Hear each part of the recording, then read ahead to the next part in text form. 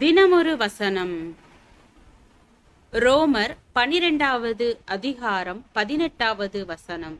கூடுமானால் உங்களாலான மட்டும் எல்லா மனுஷரோடும் சமாதானமாய் இருங்கள். நம்முடைய மனதிற்கு பிரியமான மனிதர்களோடு மட்டுமல்ல, நமக்கு பிரியமற்றவர்களோடும் நாம் சேர்ந்து வாழ வேண்டிய நேரங்கள் உண்டு. நாம் விரும்புகின்ற சில சூழ்நிலைகளில் மட்டுமல்ல, நாம் விரும்பாத சில சூழ்நிலைகளிலும் நாம் வாழ வேண்டிய நேரங்கள் உண்டு. ஆம், சில மனிதர்களோடும் சில பிரச்சனைகளோடும் நாம் வாழ பழகி கொள்ள வேண்டிய தேவைகள் உண்டு. ஒரு நாள் ஒரு பேருந்தில் ஏறி உட்கார்ந்த போது அழுக்கான துர்வாசனை உடைய உடைகளை அணிந்த சிலரோடு பயணம் செய்ய நேரிட்டது. அந்த துர்வாசனை ஏற்றுக்கொள்ள இயன்றது அல்ல. ஆயினும் அதனை சகித்துக் கொள்ள மனதை பக்குவப்படுத்தாவிட்டால் போய் சேர வேண்டிய இடத்திற்கு போக முடியாது. சிலருடைய கருத்துக்களும் மனநிலைகளும் குணங்களும் நடத்தைகளும் ஏற்றுக்கொள்ளத்தக்கவைகள் அல்ல. அவைகளை நாம் ஏற்றுக்கொள்ள தேவையில்லை. ஆயினும் சில சூழ்நிலைகளில் அவைகளை சகிக்க வேண்டிய தேவைகள் உண்டு.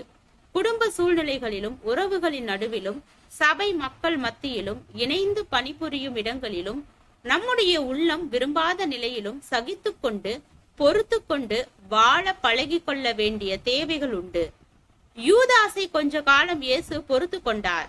சாராளின் சில செயல்பாடுகள் ஆபிரகாமுக்கு ஏற்றதாய் இருக்கவில்லை. ஆயினும் ஆபிரகாம் சகித்துக் கொள்ள வேண்டிய தேவை இருந்தது. சவுல் தனக்கு பாதகமாகவே பல காரியங்களை செய்கிறான் என்பதை தாவீது அறிவான். ஆயினும் சவுலை சகித்துக் கொண்டு தொடர்ந்து உண்மையுள்ள ஊழியக்காரனாக அவன் பணிபுரிந்தான்.